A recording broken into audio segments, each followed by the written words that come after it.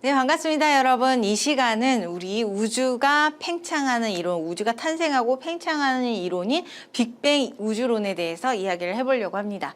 자, 빅뱅 우주론과 그 다음에 정상 우주론 두 가지를 비교를 하게 될 건데, 일단 허블에 의해서 우주가 팽창하고 있다는 사실을 알게 되었어요. 그래서 여기에서 두 가지의 우주론들은 다 팽창 사실을 집어넣은 상태. 그 중에서 빅뱅 우주론과 정상 우주론의 차이점은 무엇이냐면, 이 우주가 팽창함에 따라서 새로운 물질이 만들어지느냐 혹은 만들어지지 않느냐, 그 차이를 가지고 빅뱅 우주론과 그 다음에 정상 우주론 두 가지로 나누어지게 되는 거죠. 자, 빅뱅 우주론을 이야기한 사람은 가모라고 하는 과학자가 되겠습니다. 자, 이 과학자는 가장 초고밀도, 그 다음에 초고온의 가장 작은 한 점에서부터 우주가 시작됐다라고 얘기를 해요. 그래서 이런 초고밀도와 초고온의 한 점이 어느 순간 어느 조건이 되면서 빵 하고 터지죠.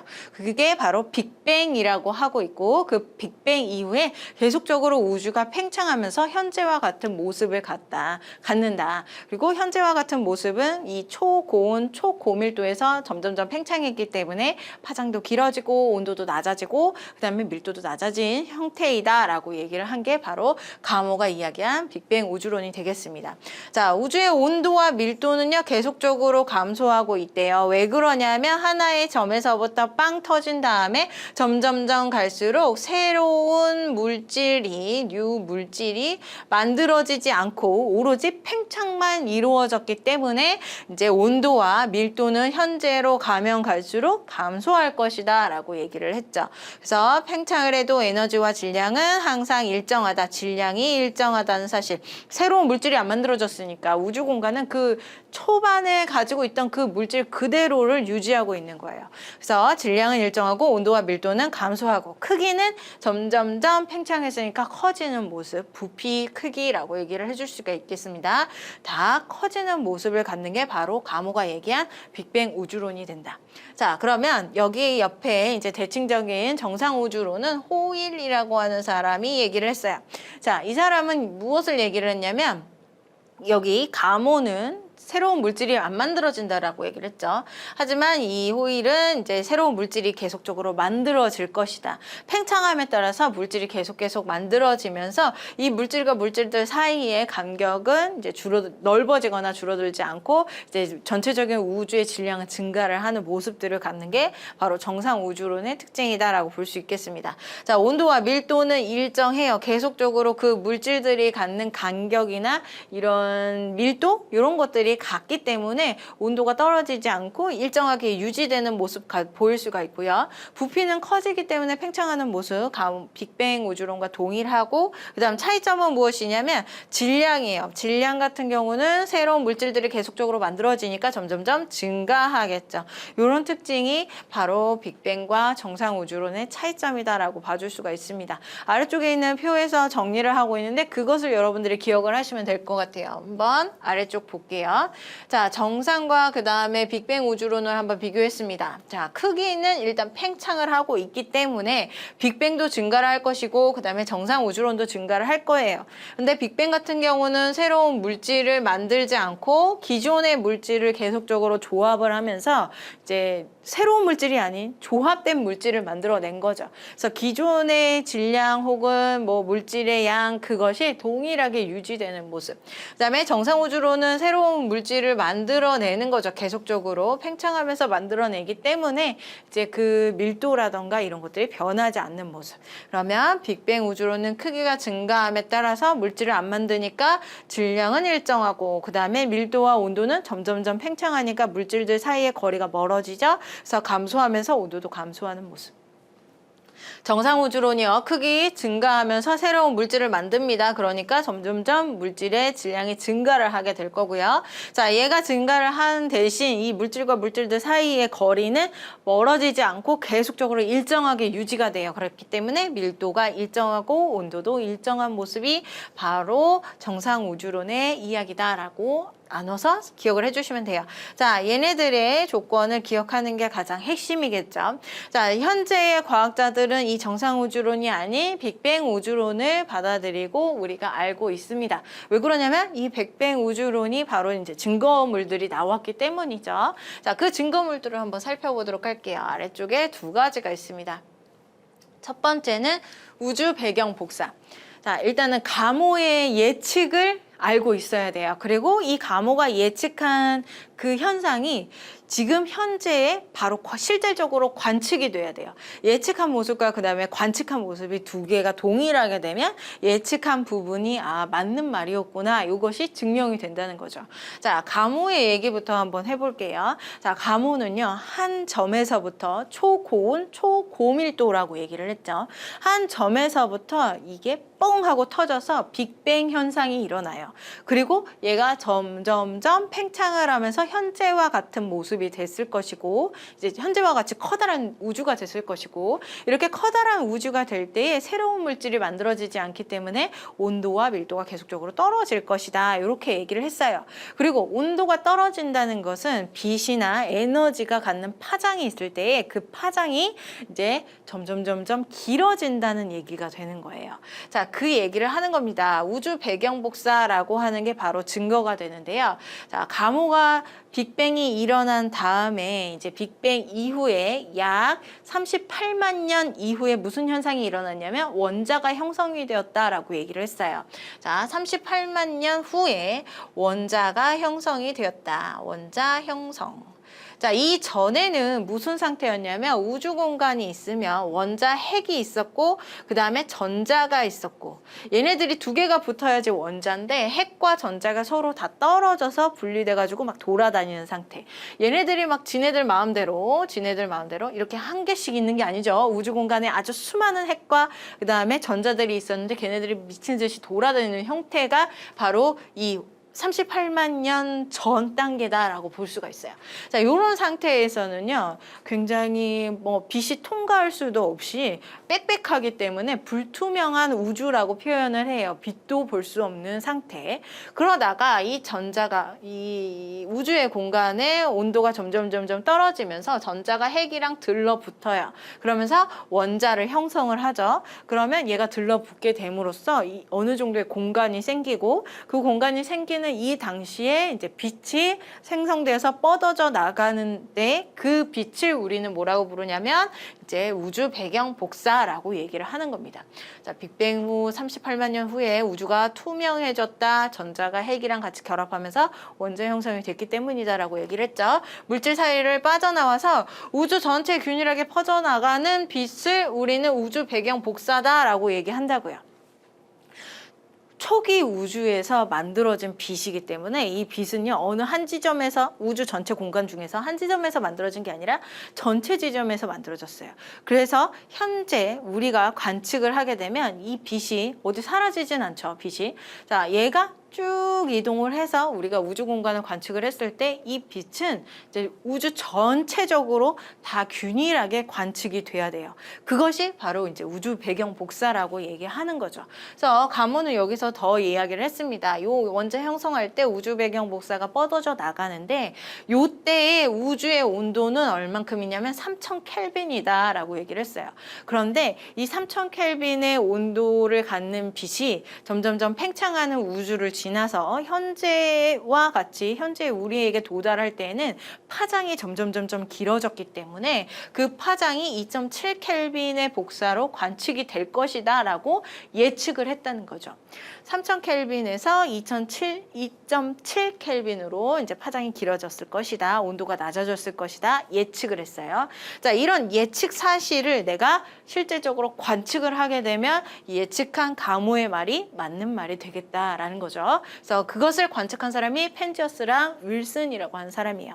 전파를 계속적으로 우주 공간에서 오는 전파를 확인을 했습니다. 그랬을 때 이 사람들이 확인을 한 전파가 2.7 켈빈이라고 하는 복사 에너지로 오는 전파가 우주 전역에서 대부분 골고루 대부분 약간 부분씩 뭉쳐진 부분도 있지만 대부분 골고루 우주 전역에서 오더래요. 그것이 바로 가모가 얘기한 현상이 된다는 거죠. 그래서 예측과 그 다음에 관측의 결과가 서로 맞아떨어졌기 때문에 우주 배경 복사가 바로 빅뱅 우주론의 증거가 된다라는 게 여기에서 하는 얘기가 되는 겁니다.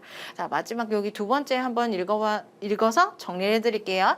자, 관측 정밀도라고 하는데 코BWM 그 다음에 플랑크 망원곡선 얘네들 모두 다 이제 아까 2.7 켈빈을 관측한 펜지어스와 윌슨이 관측한 그 전파 장비예요. 그랬을 때 얘네들이 옛날 거, 코비가 옛날 거, 그 다음에 이제 플랑크 망원경 얘네로 갈수록 이제 현재 거. 그래서 기술이 더욱더 발달됐기 때문에 더 정밀하게 그 2.7 켈빈의 우주 배경 복사를 관측을 할 수 있다라는 얘기가 되는 거고요. 그리고 전체적으로 균일하게 우주 전역에서 온다라고 얘기를 했죠. 그런데 이제 전체적으로 균일하지만 어느 한 약간 부분씩 그런 부분에서는 이제 일부분 불균일한 모습을 가지고 있는데 이 불균일한 부분에서 혹은 이제 많이 뭉쳐져 있는 약간의 뭉쳐져 있는 부분에서 별들이 탄생하지 않았을까 하는 예측을 현재의 과학자들이 하고 있습니다. 자, 그런 얘기가 바로 우주 배경 복사고요. 예측과 관측이 맞았으니까 이제 빅뱅 우주론의 증거가 되는 거예요. 그 다음 두 번째 증거 한번 보도록 할게요. 두 번째 증거는 수소와 헬륨의 질량비. 자, 빅뱅이 일어났습니다. 가모가 한 얘기예요. 자, 빅뱅이 일어난 다음에 초창기 우주에는 이제 뭐 기본 입자부터 시작해서 가장 우리가 알고 있는 가장 작은 물질인 수소와 헬륨, 얘네들보다 더 작은 물질들 붙어 있었대요. 그러다가 이제 원자를 형성을 하고 그다음에 이 원자를 형성했을 때 가장 먼저 만들어진 원자들이 누구냐면 가장 가벼운 수소와 헬륨이라는 얘기죠. 자, 그런데 헬륨도 수소보다는 조금 더 무겁죠. 수소 같은 경우는 양성자 하나로만 이루어져 있는데 헬륨은 양성자 2개에 중성자 2개로 이루어져 있죠. 그래서 가장 우주 최초에는 이제 우리 원자는 수소부터 만들어졌다라고 얘기를 하고 있습니다.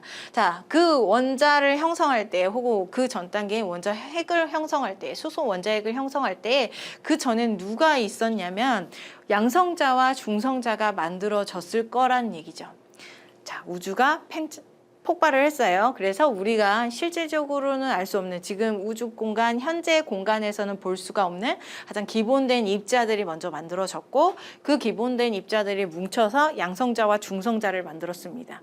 그런데 이 중성자가 약간은 양성자보다 조금 무거워서 자꾸 이 양성자와 중성자들이 서로 상호작용하면서 변환을 하다가 양성자의 개수가 중성자의 개수보다 많은 상태로 유지가 돼요. 자, 그 상태가 언제 냐면 요 상태죠. 양성자와 중성자가 7대1의 비율로 존재하는 상태. 우주 공간에 양성자가 7개가 있다면 중성자는 1개의 비율로 존재한다라는 얘기. 자, 그래서 그것을 그려보게 되면 자, 양성자를 하나, 둘, 셋, 넷, 다섯, 여섯, 7개. 그다음에 중성자를 하나 이렇게 그릴 수가 있겠죠. 우주 공간에 이런 비율로 존재한다고요. 자, 또 아래쪽도 마찬가지로 이렇게 비율로 그려보면 중성자 하나 이런 식으로 이렇게 양성자와 중성자가 둥둥둥 떠다니고 있어요.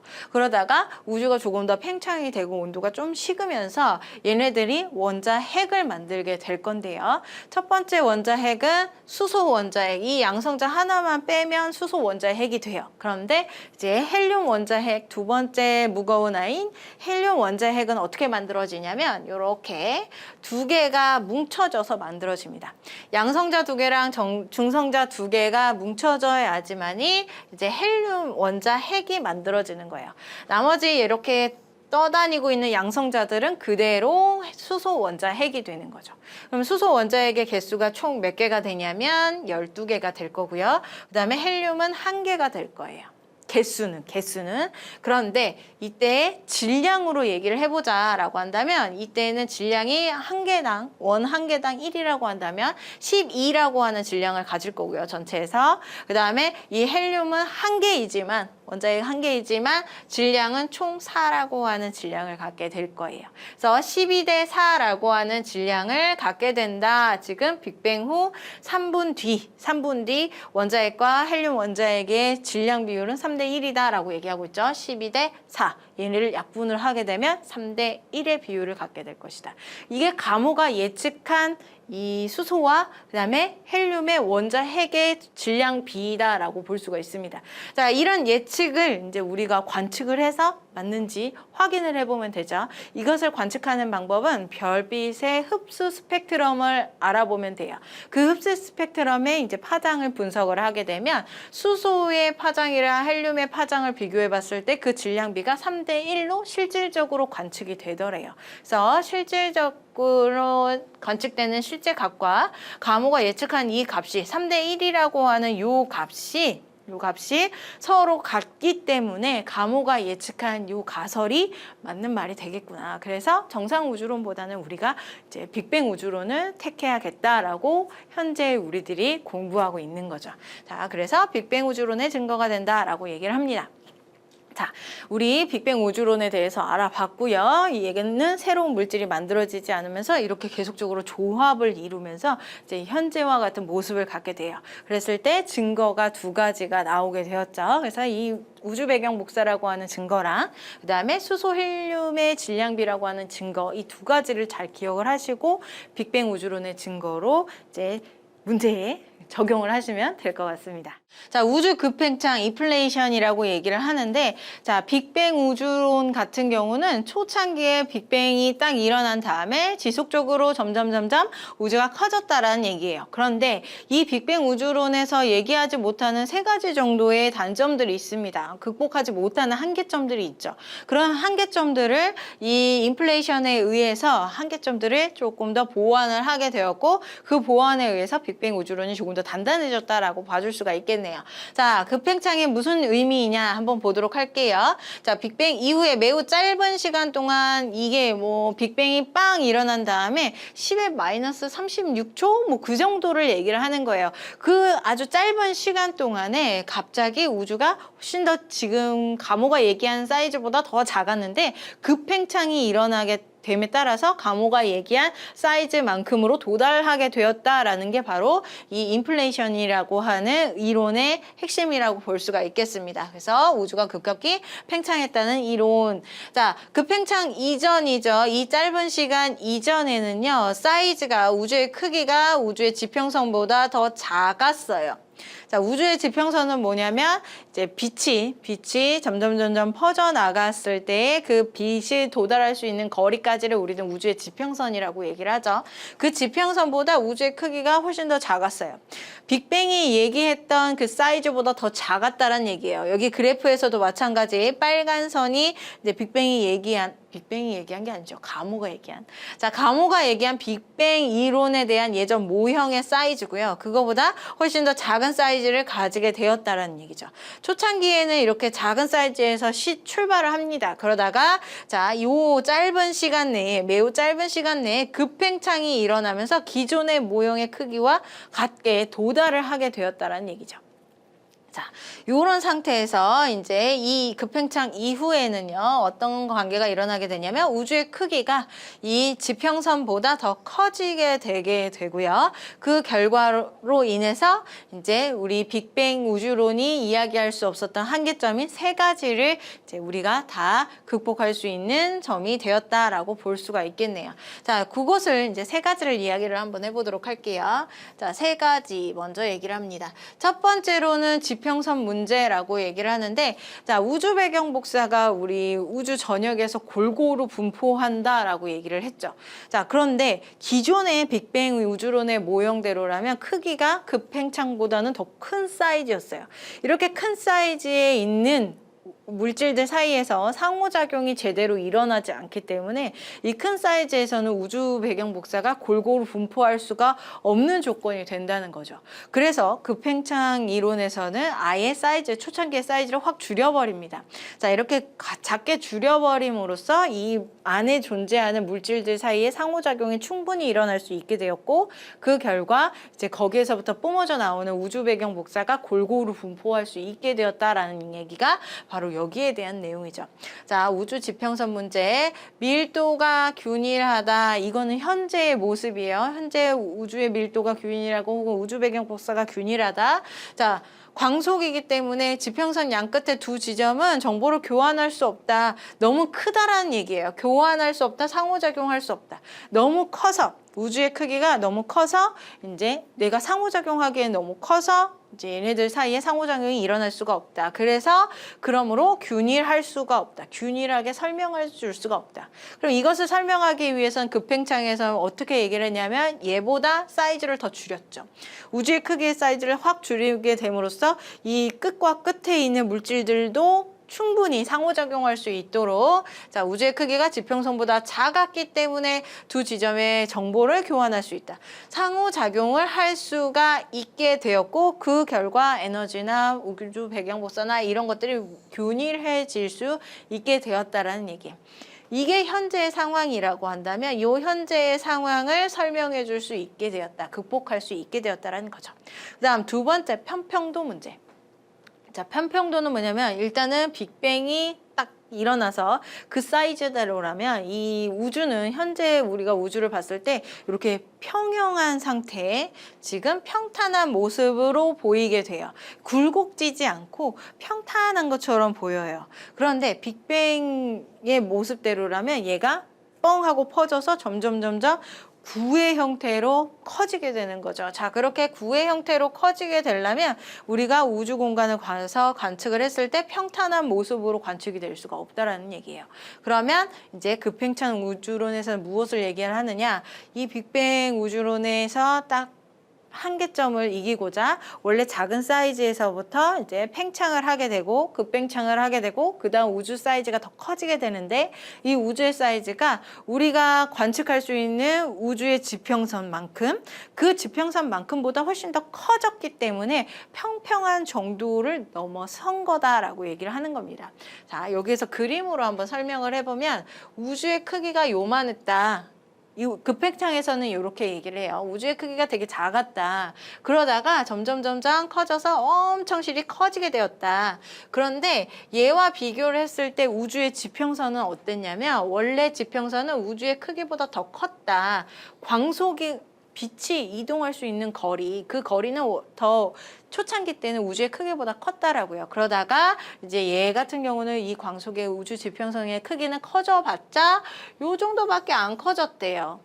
당연히 우주 공간에서 실질적으로 봤을 때 우주의 크기가 훨씬 더 크겠죠. 훨씬 더 크고 그다음에 우주의 지평선은 더 작습니다. 일단 커지긴 커졌는데 그 커지는 사이즈가 우주의 크기보다 더 작대요. 그래서 이 우주가 아무리 울퉁불퉁 하더라도 나는 우주의 지평선 작은 부분만 볼 수 있기 때문에 이 울퉁불퉁한 부분을 관측할 수 없고 우주를 평탄하게 관측할 수밖에 없다라는 게 바로 급팽창의 이론이 되겠죠. 그래서 빅뱅 이후에 평평하지 않다 하더라도 자 나는 엄청나게 팽창하면서 작은 부분만 보기 때문에 얘를 평평하게 보게 된다라는 얘기가 바로 우주 평평도 문제이다라고 볼 수 있어요. 이 평평도를 해결한 문제. 그 다음 마지막 자기 홀극 문제. 자, 자기 홀극은 뭐냐면 이제 원래는 우리 자석과 같이 N극과 S극이 서로 같이 존재하는 자성을 갖는 애들은 N극과 S극을 주로 같이 가지고 있죠.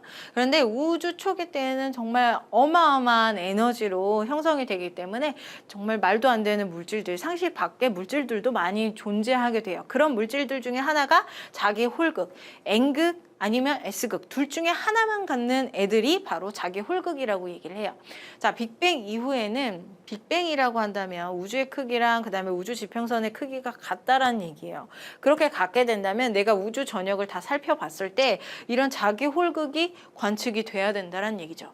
그런데 실제적으로는 관측이 안 되더래요. 그러면 그 관측이 안 되는 것을 어떻게 설명을 해줄 수가 있겠느냐? 급팽창에 의해서 나는 요 사이즈만 관측을 할 수 있거든요. 지평선, 우주 지평선까지만 관측을 할 수 있는데 얘가 우주의 크기가 이 지평선을 넘어서 훨씬 더 많이 커졌기 때문에 자기 홀극들이 다 밀도가 작아져서 멀리 퍼져나간 것이다. 그래서 내가 관측을 못한 것이다 라고 얘기한 게 바로 자기 홀극 문제의 해결이다 라고 볼 수가 있겠죠. 자, 이렇게 얘기를 해줄 수가 있겠습니다. 우리 급팽창 이론 얘기를 해봤고요. 급팽창이 무슨 이야기인지 정의를 알아두시고 이 세 가지를 극복한, 한계점을 극복한 원리들을 알아두시면 되겠습니다. 자, 우주는 빅뱅 이후에 점점 커지고 있대요. 그런데 이 커지는 속도가, 후퇴되는 속도가 이제 점점 더 빨라지고 있다라고 하는 게 바로 가속 팽창의 이론입니다. 자, 그 이론이 왜 맞는지, 그리고 우리가 일반적으로 생각했을 때는 왜 가속 팽창이 신기하게 느껴지는지 한번 얘기를 해보도록 할게요.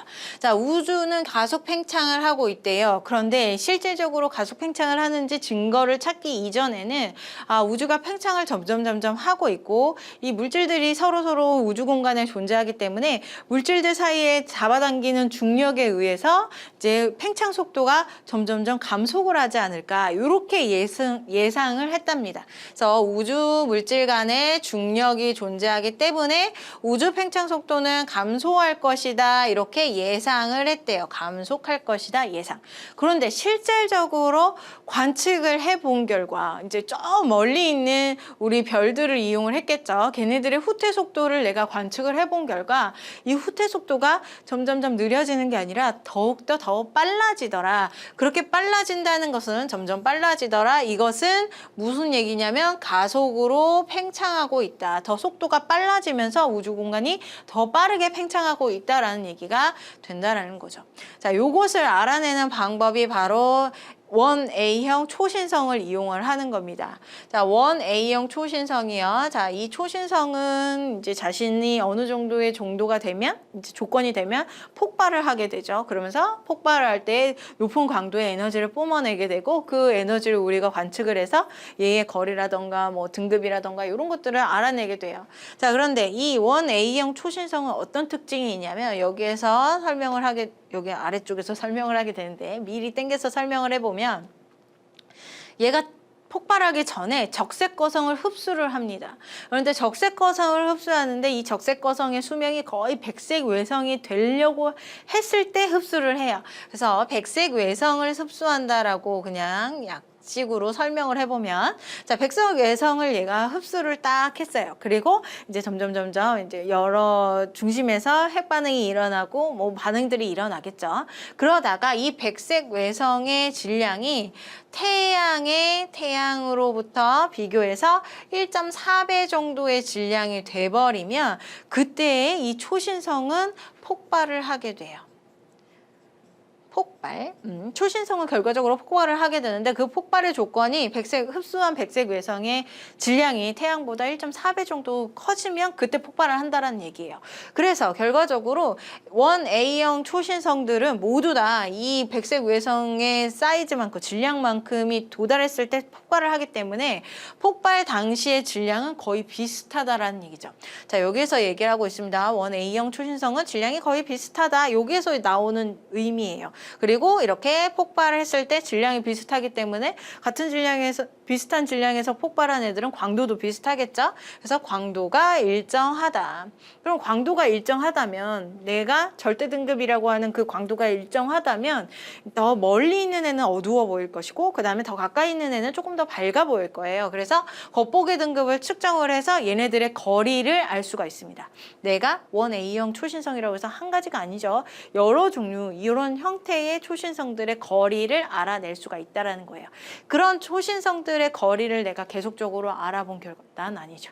자, 연구자들이 알아본 결과 얘네들이 후퇴하는 속도가 예상하는 그 속도보다 더 빠르더래요. 더 빠르게, 혹은 이제 거리가 훨씬 더 멀어지게, 예상하는 거리보다 더 먼 거리에서 폭발을 하면서 후퇴하는 속도가 빠르게 측정이 되더라라는 얘기가 되는 거죠. 그래서 실제 거리가 이론값에 비해서는 더 멀리 있는 것처럼 측정이 되고요. 더 멀리 있는 별은 후퇴 속도가 더 빠르죠. 그러니까 후퇴 속도가 더 빠르다는 얘기는 팽창되는 속도가 더 가속화되었구나라는 것을 의미한다라는 거예요.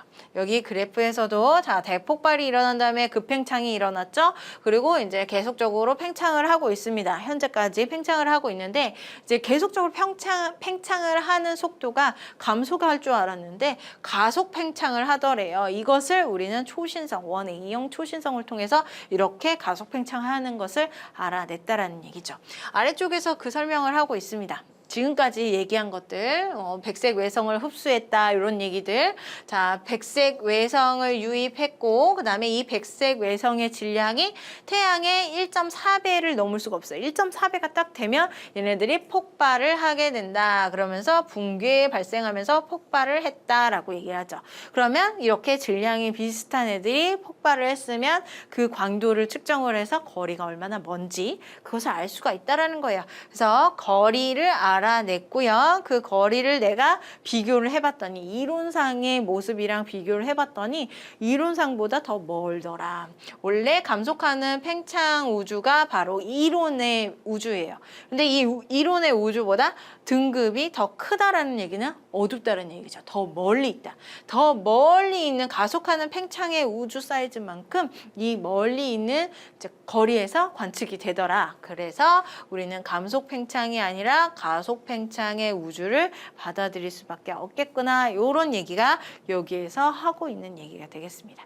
자, 우주 급팽창, 인플레이션이라고 얘기를 하는데, 자, 빅뱅 우주론 같은 경우는 초창기에 빅뱅이 딱 일어난 다음에 지속적으로 점점 우주가 커졌다라는 얘기예요. 그런데 이 빅뱅 우주론에서 얘기하지 못하는 3가지 정도의 단점들이 있습니다. 극복하지 못하는 한계점들이 있죠. 그런 한계점들을 이 인플레이션에 의해서 한계점들을 조금 더 보완을 하게 되었고 그 보완에 의해서 빅뱅 우주론이 조금 더 단단해졌다라고 봐줄 수가 있겠네요.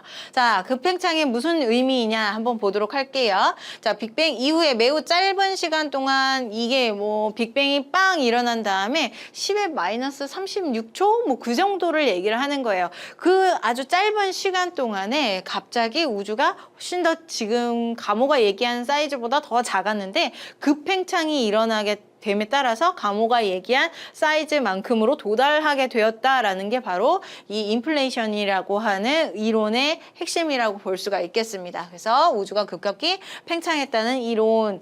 자, 급팽창 이전이죠. 이 짧은 시간 이전에는요, 사이즈가 우주의 크기가 우주의 지평선보다 더 작았어요. 자, 우주의 지평선은 뭐냐면 이제 빛이 점점 퍼져 나갔을 때 그 빛이 도달할 수 있는 거리까지를 우리는 우주의 지평선이라고 얘기를 하죠. 그 지평선보다 우주의 크기가 훨씬 더 작았어요. 빅뱅이 얘기했던 그 사이즈보다 더 작았다는 얘기예요. 여기 그래프에서도 마찬가지 빨간 선이 이제 빅뱅이 얘기한 게 아니죠. 가모가 얘기한. 자, 가모가 얘기한 빅뱅 이론에 대한 예전 모형의 사이즈고요. 그거보다 훨씬 더 작은 사이즈를 가지게 되었다라는 얘기죠. 초창기에는 이렇게 작은 사이즈에서 출발을 합니다. 그러다가 자, 요 짧은 시간 내에 매우 짧은 시간 내에 급팽창이 일어나면서 기존의 모형의 크기와 같게 도달을 하게 되었다라는 얘기죠. 자, 요런 상태에서 이제 이 급팽창 이후에는요, 어떤 관계가 일어나게 되냐면 우주의 크기가 이 지평선보다 더 커지게 되게 되고요. 그 결과로 인해서 이제 우리 빅뱅 우주론이 이야기할 수 없었던 한계점인 3가지를 이제 우리가 다 극복할 수 있는 점이 되었다라고 볼 수가 있겠네요. 자, 그것을 이제 3가지를 이야기를 한번 해보도록 할게요. 자, 3가지 먼저 얘기를 합니다. 첫 번째로는 지평선 문제라고 얘기를 하는데, 자, 우주 배경 복사가 우리 우주 전역에서 골고루 분포한다라고 얘기를 했죠. 자, 그런데 기존의 빅뱅 우주론의 모형대로라면 크기가 급팽창보다는 더 큰 사이즈였어요. 이렇게 큰 사이즈에 있는 물질들 사이에서 상호작용이 제대로 일어나지 않기 때문에 이 큰 사이즈에서는 우주 배경 복사가 골고루 분포할 수가 없는 조건이 된다는 거죠. 그래서 급팽창 이론에서는 아예 초창기의 사이즈를 확 줄여버립니다. 자, 이렇게 작게 줄여버림으로써 이 안에 존재하는 물질들 사이에 상호작용이 충분히 일어날 수 있게 되었고, 그 결과 이제 거기에서부터 뿜어져 나오는 우주 배경 복사가 골고루 분포할 수 있게 되었다라는 얘기가 바로 여기에 대한 내용이죠. 자, 우주 지평선 문제, 밀도가 균일하다. 이거는 현재의 모습이에요. 현재 우주의 밀도가 균일하고 혹은 우주 배경 복사가 균일하다. 자, 광속이기 때문에 지평선 양끝의 2지점은 정보를 교환할 수 없다. 너무 크다라는 얘기예요. 교환할 수 없다. 상호작용할 수 없다. 너무 커서, 우주의 크기가 너무 커서 이제 내가 상호작용하기엔 너무 커서 이제 얘네들 사이에 상호작용이 일어날 수가 없다. 그래서 그러므로 균일할 수가 없다. 균일하게 설명해 줄 수가 없다. 그럼 이것을 설명하기 위해서는 급팽창에서 어떻게 얘기를 했냐면 얘보다 사이즈를 더 줄였죠. 우주의 크기의 사이즈를 확 줄이게 됨으로써 이 끝과 끝에 있는 물질들도 충분히 상호작용할 수 있도록 자 우주의 크기가 지평선보다 작았기 때문에 두 지점의 정보를 교환할 수 있다. 상호작용을 할 수가 있게 되었고 그 결과 에너지나 우주 배경복사나 이런 것들이 균일해질 수 있게 되었다라는 얘기. 이게 현재의 상황이라고 한다면 이 현재의 상황을 설명해 줄 수 있게 되었다. 극복할 수 있게 되었다라는 거죠. 그 다음 두 번째 편평도 문제. 자, 편평도는 뭐냐면 일단은 빅뱅이 딱 일어나서 그 사이즈대로라면 이 우주는 현재 우리가 우주를 봤을 때 이렇게 평형한 상태에 지금 평탄한 모습으로 보이게 돼요. 굴곡지지 않고 평탄한 것처럼 보여요. 그런데 빅뱅의 모습대로라면 얘가 뻥 하고 퍼져서 점점 구의 형태로 커지게 되는 거죠. 자, 그렇게 구의 형태로 커지게 되려면 우리가 우주 공간을 가서 관측을 했을 때 평탄한 모습으로 관측이 될 수가 없다라는 얘기예요. 그러면 이제 급팽창 우주론에서는 무엇을 얘기를 하느냐? 이 빅뱅 우주론에서 딱 한계점을 이기고자 원래 작은 사이즈에서부터 이제 팽창을 하게 되고 급팽창을 하게 되고 그다음 우주 사이즈가 더 커지게 되는데 이 우주의 사이즈가 우리가 관측할 수 있는 우주의 지평선만큼 그 지평선만큼보다 훨씬 더 커졌기 때문에 평평한 정도를 넘어선 거다라고 얘기를 하는 겁니다. 자, 여기에서 그림으로 한번 설명을 해보면 우주의 크기가 요만했다. 이 급팽창에서는 이렇게 얘기를 해요. 우주의 크기가 되게 작았다. 그러다가 점점 커져서 엄청 실이 커지게 되었다. 그런데 얘와 비교를 했을 때 우주의 지평선은 어땠냐면 원래 지평선은 우주의 크기보다 더 컸다. 광속이 빛이 이동할 수 있는 거리, 그 거리는 더 초창기 때는 우주의 크기보다 컸다라고요. 그러다가 이제 얘 같은 경우는 이 광속의 우주 지평선의 크기는 커져봤자 요 정도밖에 안 커졌대요. 당연히 우주 공간에서 실질적으로 봤을 때 우주의 크기가 훨씬 더 크겠죠. 훨씬 더 크고 그다음에 우주의 지평선은 더 작습니다. 일단 커지긴 커졌는데 그 커지는 사이즈가 우주의 크기보다 더 작대요. 그래서 이 우주가 아무리 울퉁불퉁 하더라도 나는 우주의 지평선 작은 부분만 볼 수 있기 때문에 이 울퉁불퉁한 부분을 관측할 수 없고 우주를 평탄하게 관측할 수밖에 없다라는 게 바로 급팽창의 이론이 되겠죠.